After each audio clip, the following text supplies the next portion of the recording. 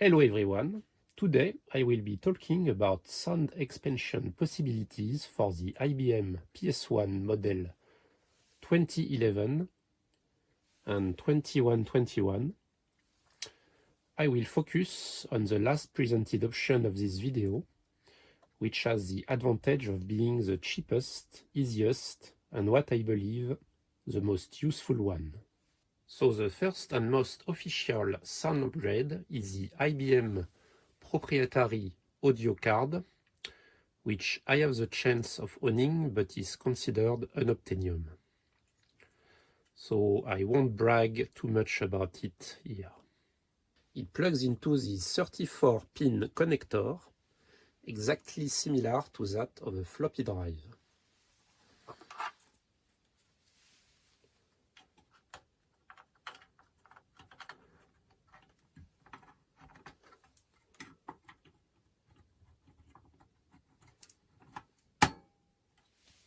The sound capabilities of this card is very similar to the PC Junior or Tandy 1000, with some additional digital and MIDI features, plus a joystick port.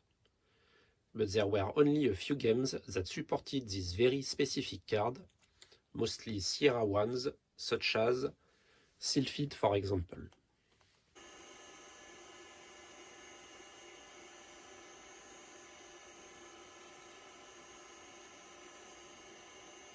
I am Zakalite, Emperor of the Universe. You will never destroy me as long as I have Gloar.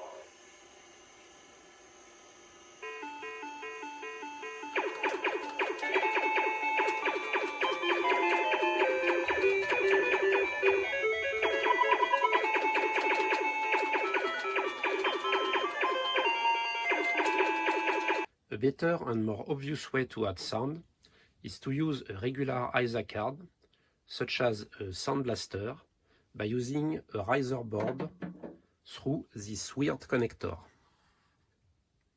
It's called an adapter card unit, aka ACU. But again, and unfortunately, this expansion is very rare, especially for the 286 2011 model. For the 386 2121, it is usually included with the machine thanks to the taller case format.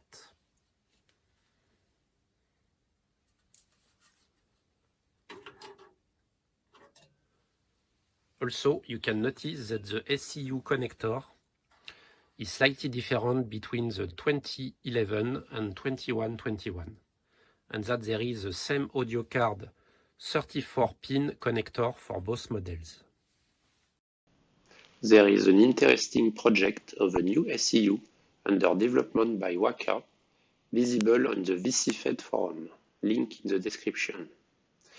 It can accommodate two 16-bit ISA cards, so you can add both a sound and a XT IDE card, for example. In the meantime, the alternative I wish to discuss in this video comes from the official IBM Technical Reference Manual itself. You can find it on ps1stuff.wordpress.com, as well as a lot of other interesting resources for the PS1 line. If we look in the section about the IBM audio card page 458 and 459, we can find the pinout description of the connector. And what we can see is that all these voltages and signals, save for OD out, mod out, and mod in, can actually be found on a regular 8-bit ISA connector. However, there are more than 34 different lines on 8-bit ISA. For example, the DMA channels are missing from the IBM connector. But fortunately, all the lines required for a standard ADLIB card are present.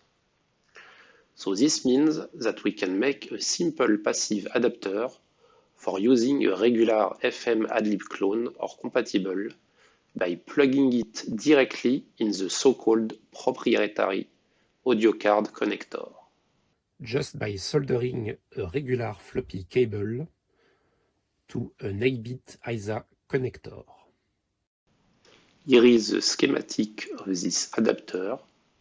As you can see, it's a simple pass-through connection that requires no active electronic components.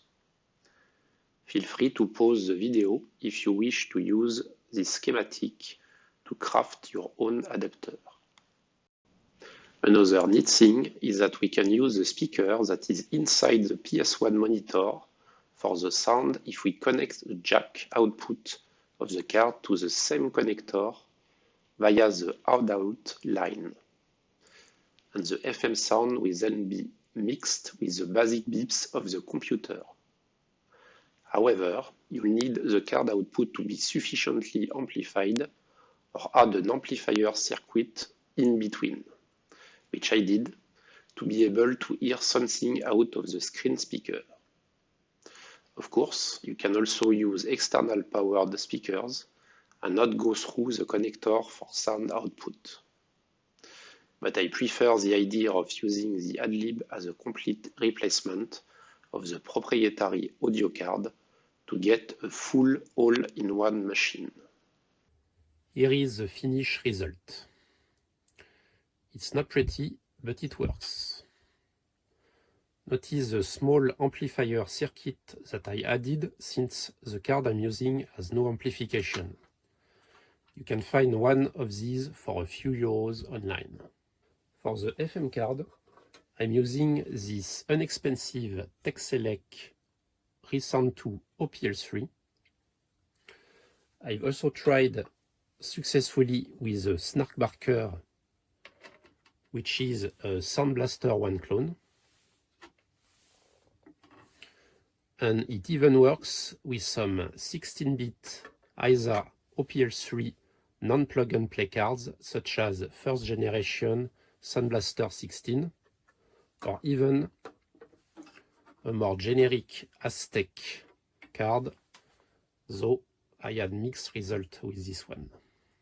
However, only the FM portion of the 16-bit cards will be used, since we are missing the necessary DMA lines for digital sound, for example.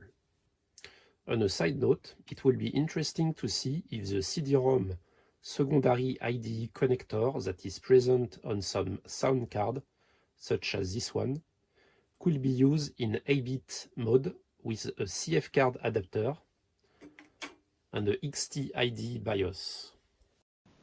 For instance, the XT IDE could be directly embedded in the onboard IBM BIOS. That would allow to replace the old original hard drive with a more convenient bootable compact flash. That'd be cool, but this is just speculation. I'm not sure if this is doable. Anyway, let's just put this contraption to the test.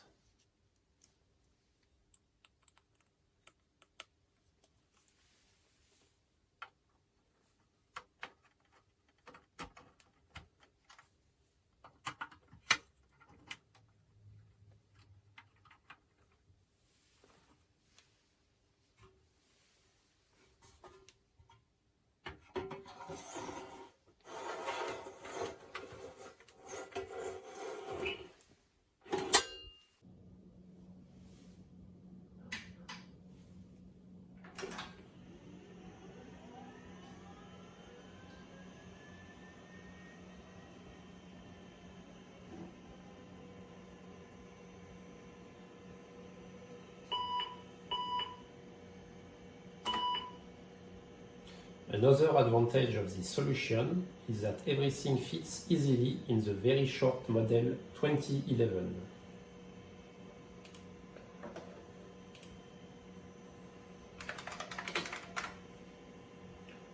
Since I'm doing FM only, I don't need any driver or environment variable.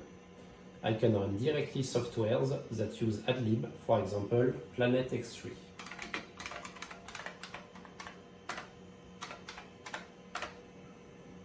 Here I choose AdLib, and we can hear the FM music. If I change the volume, I can do it for both the FM and the speaker at the same time, through the slider on the front of the monitor.